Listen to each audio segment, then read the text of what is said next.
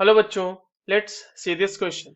The ascending order of acidity of OH group in the following compounds is. हमारे पास पांच अलग अलग compound दिए हुए, बेसिकली OH कंटेनिंग कंपाउंड्स दिए हुए.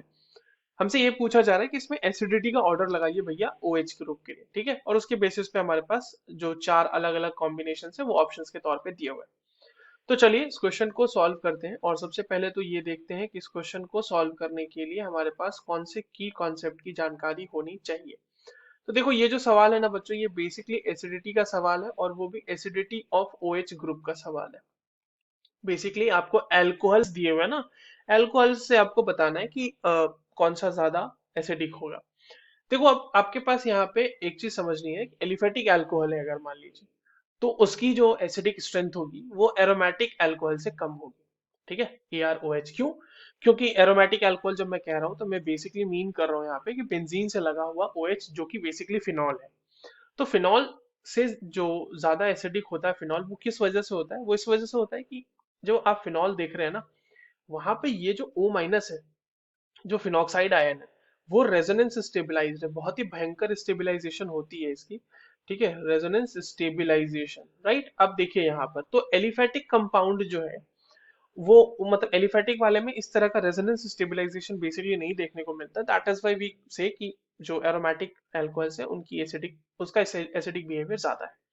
अब अग अब अगर मान लीजिए कि आपने एरोमेटिक अल्कोहल यानी फिनॉल है बेसिकली, उस पे आप कोई इलेक्ट्रॉन विड्रॉइंग ग्रुप लगा रहे हैं, तो वो क्या करेगा? इलेक्ट्रॉन विड्रॉइंग ग्रुप पूरे रिंग के ऊपर से डेंसिटी, इलेक्ट्रॉन डेंसिटी को कम करेगा.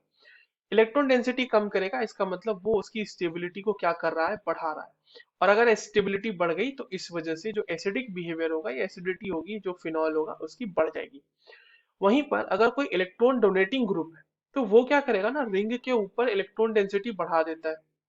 और इलेक्ट्रॉन डेंसिटी बढ़ा देने की वजह से उसकी स्टेबिलिटी जो रिंग की है वो डिक्रीज कर जाती है. ओवरऑल आप ये कह सकते हैं कि जो एसिडिक बिहेवियर होगा या फिर जो एसिडिटी होगी वो डिक्रीज कर जाएगी फिनॉल की. ठीक है, ये कॉन्सेप्ट हमें बहुत जरूरी था इस क्वेश्चन को सॉल्व करने के लिए. अब आपके पास कौन कौन से कंपाउंड्स दिए हुए देखो.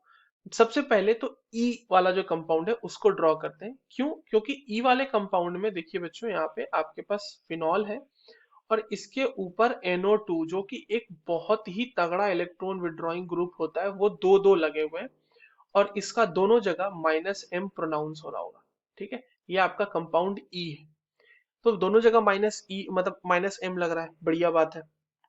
उसके बाद आपका कंपाउंड बी जो है वहां पर क्या है? वहां पर भी एक इलेक्ट्रॉन विड्रॉइंग ग्रुप लगा हुआ है, बट सिर्फ एक ही लगा हुआ है यहाँ पे. ठीक है, और वो लगा हुआ है आपके पैरा पोजीशन पे. तो यहाँ पर भी जी इसका -M प्रोनाउंस होगा, बट एक ही है और यहाँ तो दो दो है, तो ऑब्वियस सी बात है यहाँ स्टेबिलिटी ज्यादा हुई होगी ई के केस में देन बी.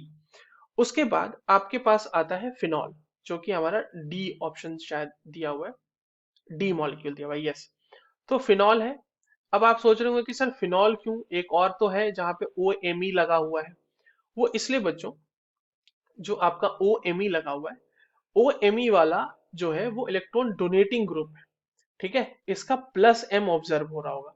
तो +M की वजह से ये थोड़ी स्टेबिलिटी कम कर रहा होगा, इसलिए इसकी जो एसिडिक बिहेवियर है वो कम होगी, जो कि आपका ऑप्शन मतलब सॉरी मॉलिक्यूल सी है. और सबसे लास्ट में हमारा फिर ब्यूटेनॉल आएगा, जो कि सिंपली एक एलिफेटिक चेन है. ब्यूटेन का मतलब क्या? चार कार्बन की चेन है और उसमें OH लगा हुआ है, तो वो एक एलिफेटिक है, तो ये हो जाएगा ए. तो सबसे ज्यादा एसिडिक है हमारा ई, उसके बाद आता है बी, उसके बाद आएगा डी, उसके बाद आएगा C, and then at last we will be having A. Right, तो ये कॉम्बिनेशन देखते हैं कहाँ है. EBDCA, EBDCA. We are very fortunate कि हमारा पहला ऑप्शन ही वो सही कॉम्बिनेशन दिया हुआ है. So the correct answer is option A. I hope you understood this well. All the very best.